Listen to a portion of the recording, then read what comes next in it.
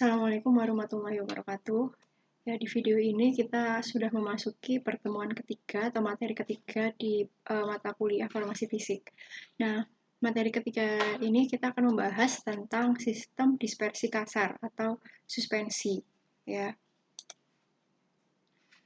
oke. Faktor langsung saja ya, kita bahas tentang faktor-faktor yang harus diperhatikan pada sediaan suspensi.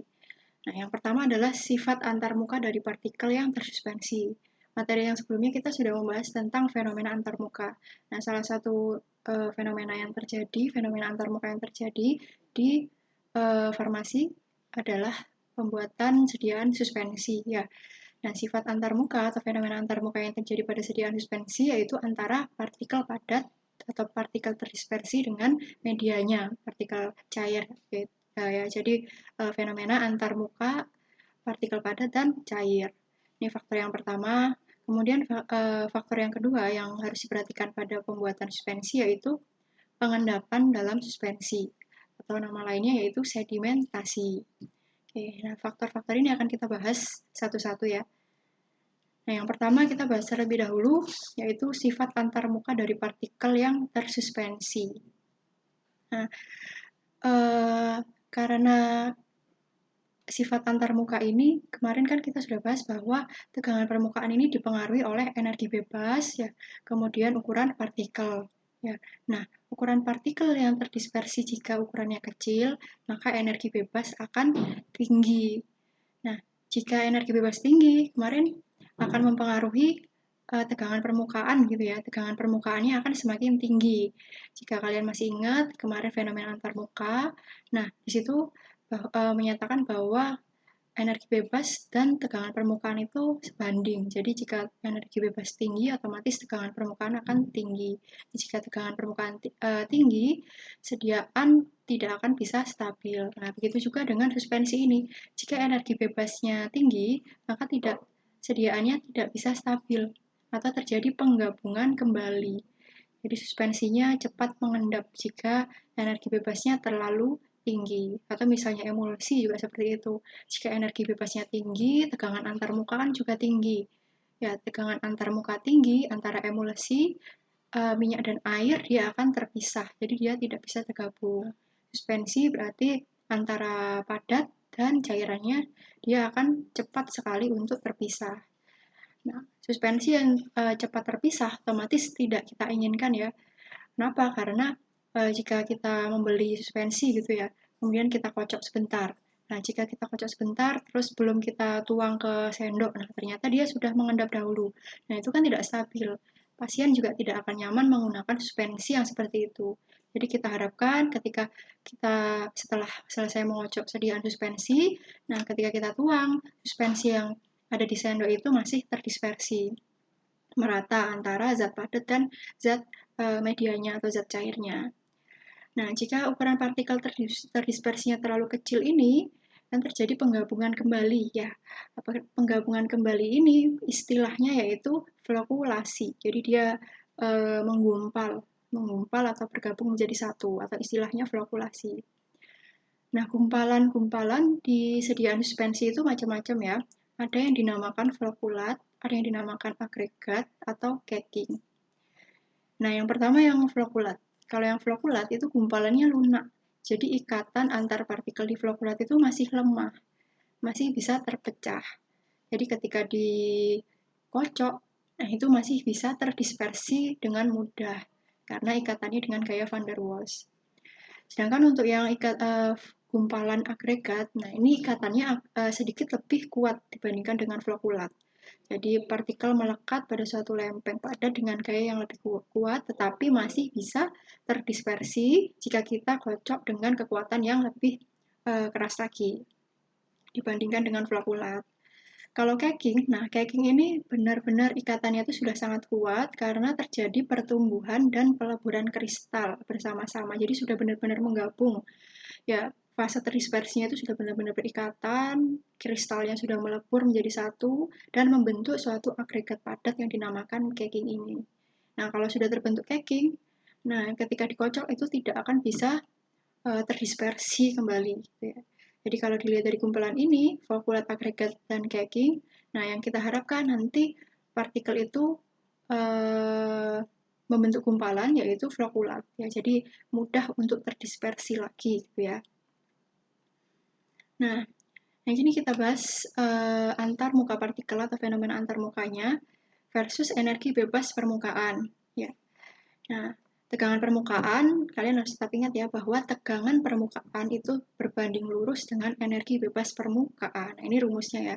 Kalau rumusnya di sini seperti ini. Jadi ini ya, ini energi bebasnya. Peningkatan delta F ini peningkatan energi bebas. Nah, dia sebanding kan ya, sebanding dengan tegangan permukaan dan juga sebanding dengan penambahan luas atau peningkatan luas permukaan. Delta A ini luas, nah delta ini perubahan atau peningkatan luas permukaan. Gitu. Nah, kenaikan energi bebas atau delta F, nah ini dinyatakan dengan delta F ini ya. Nah, peningkatan energi bebas ini terjadi bila zat padat dibagi menjadi partikel-partikel yang lebih kecil, sehingga luas permukaan totalnya meningkat. Nah, ini kan karena tadi ini sebandingkan antara peningkatan energi bebas dan peningkatan luas permukaan, otomatis kalau luas permukaannya terlalu besar, maka energi bebasnya juga akan besar, bertambah besar perubahannya, dan itu tidak kita harapkan. Ya, energi bebas yang terlalu tinggi kan tidak kita harapkan ya. Jadi, jangan sampai ukuran partikel ini terlalu besar. Nah, ukuran partikel besar ini karena apa? Karena ukuran partikelnya kecil-kecil. Kalau ukuran partikel kecil, otomatis kan luas permukaan akan semakin besar, gitu ya. Jadi, untuk membuat sediaan suspensi yang stabil, kita harus mengurangi energi bebas permukaannya ya. Jadi, suspensi yang stabil bila energi bebas permukaan harus dikurangi.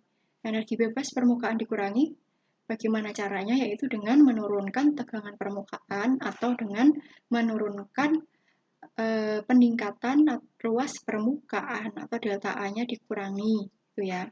Jadi ukuran partikelnya jangan terlalu kecil. Nah, kesetimbangan atau kestabilan suspensi itu bisa dicapai bila delta F-nya ini sama dengan 0, gitu ya. Oke, lanjut.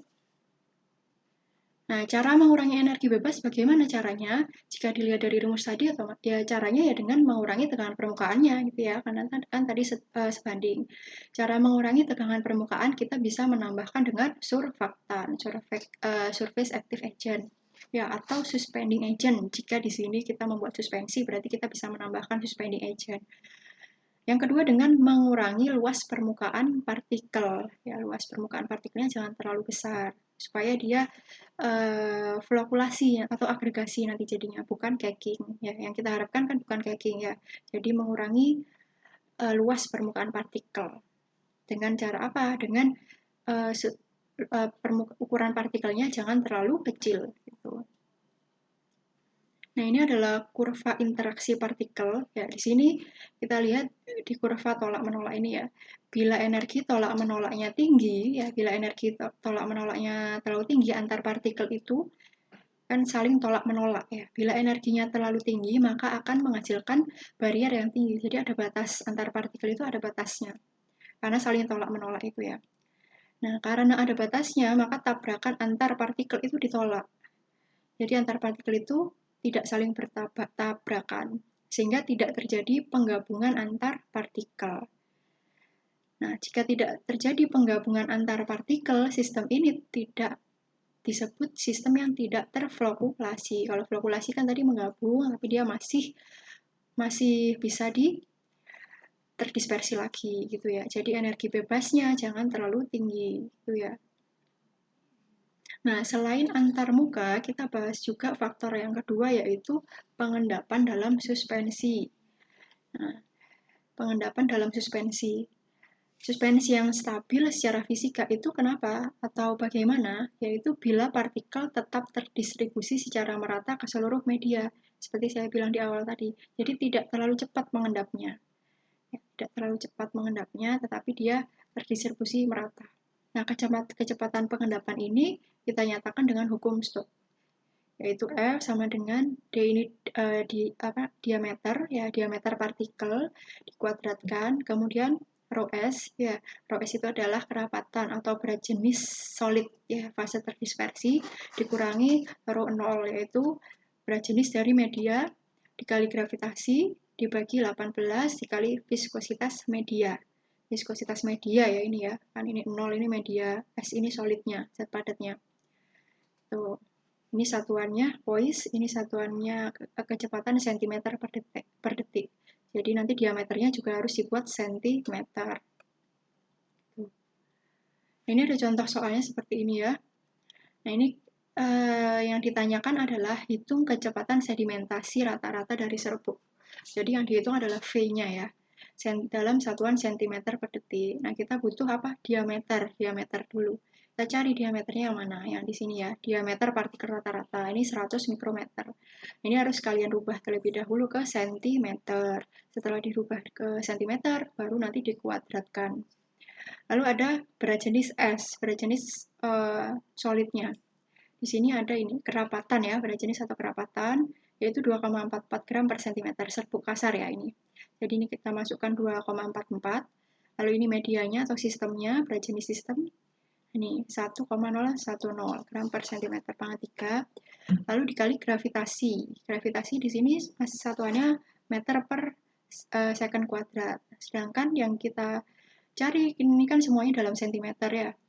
Kecepatan juga dalam cm per detik, sehingga ini harus kita rubah menjadi cm ya, 9,81 meter dirubah ke cm, jadi 981 cm per second kuadrat per 18 dikali viskositasnya yaitu 27 poise. Ini tinggal dimasukkan satuannya poise.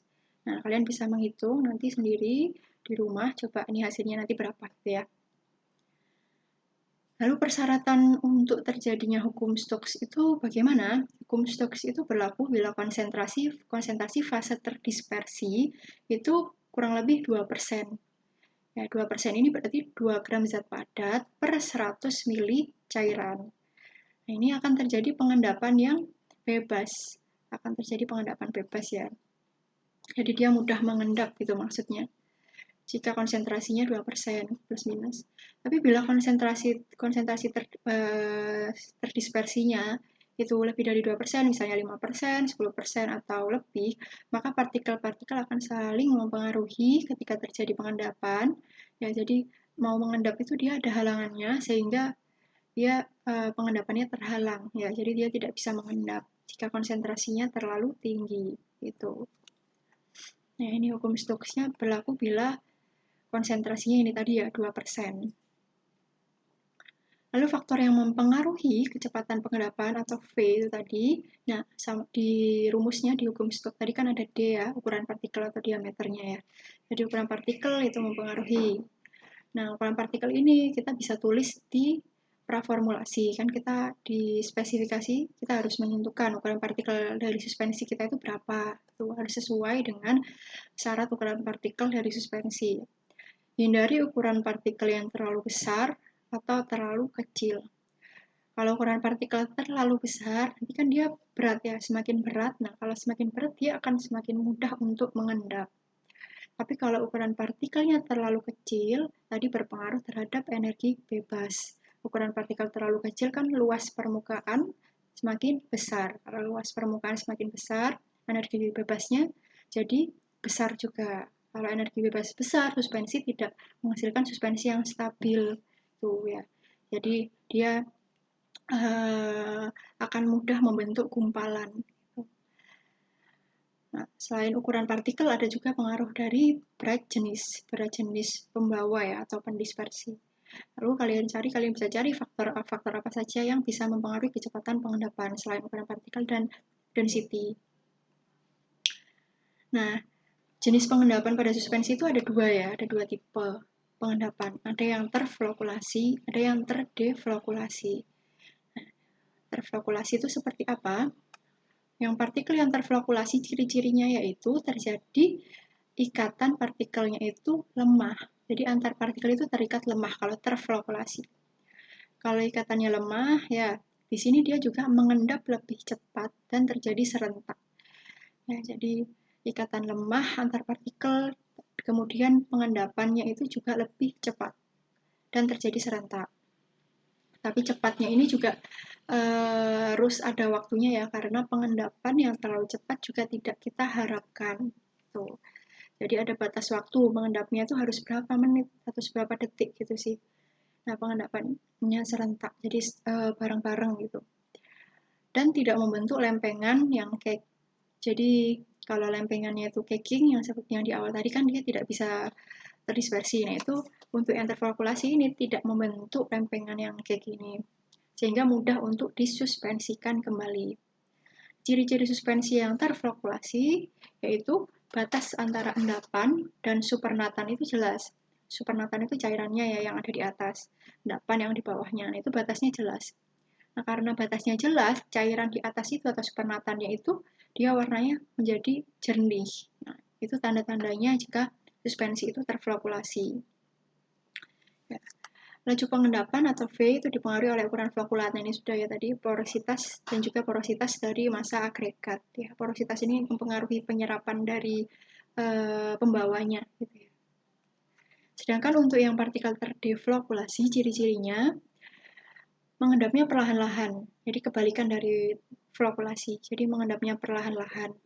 Karena dia mengendap perlahan-lahan, jadi antara partikel itu dia tersusun rapi gitu ya. Karena dia perlahan-lahan satu-satu gitu ya. Kalau misal dia tersusun rapi, ikatannya itu akan kuat, membentuk suatu hard cake atau lempengan keras. Karena dia turunnya itu perlahan-lahan. Nah, kalau sudah terbentuk hard cake, ini akan menjadi sulit untuk disuspensikan kembali. Ini ciri-ciri dari terdeflokulasi. Jadi untuk yang terdeflokulasi ini tidak kita inginkan ya. Jadi suspensi yang kita harapkan yaitu suspensi yang terflokulasi. Nah, ciri-ciri sistem terdeflok ini juga kebalikan dari yang flokulasi. Jadi dia tidak ada batas yang jelas antara endapan dan supernatan karena kan mengendapnya pelan-pelan. Ya, jadi dia masih terdispersi gitu. Lalu cairan di atas endapan atau supernatannya itu berwarna keruh. Oke. Lalu evaluasi suspensi yang kita bisa lihat itu ada dua parameter. Yang pertama yaitu volume sedimentasi, yang kedua derajat flokulasi. Yang kita bahas yang pertama yaitu yang volume sedimentasi terlebih dahulu. Ini lambangnya F ya. F sama dengan rumusnya yaitu VU dibagi V0. VU itu volume akhir endapan. Kalau V0 yaitu volume awal suspensi, itu berapa mili. Gitu. Nilai volume sedimentasi itu macam-macam ya, bisa kurang dari 1, atau lebih dari 1. Nah ini, misal kita disuruh menghitung F-nya ya, F-nya dari ini. Ini kan volume endapannya 50, sedangkan volume awal suspensi 100. Berarti F sama dengan 50 dibagi 100. Kalau yang ini volume endapannya 100, volume awal juga 100. Berarti 100 per 100, F-nya jadi 1. Kalau yang ini F-nya dihitung dengan ini volume awalnya kan 100 ya, sedangkan volume endapannya makin banyak. Ini karena penambahan pembawa gitu ya, jadi dia bertambah volumenya. Jadi 150 dibagi 100, F-nya jadi 1,5. Lalu selain volume sedimentasi ada derajat flokulasi. Ya, derajat flokulasi ini pada sistem yang terdeflokulasi, nah ini berarti F deflok ya.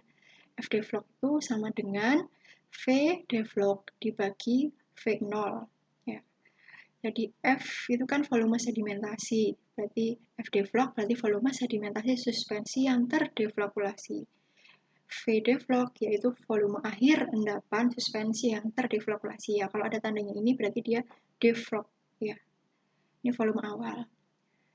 Nah, ini kita cari F deflok dulu. Nah, F deflok itu untuk apa? Untuk mencari derajat flokulasi. Kalau yang F biasa itu kan yang tadi ya, F dibagi VU dibagi V0 gitu kan. Nah, ini F deflok dari sini.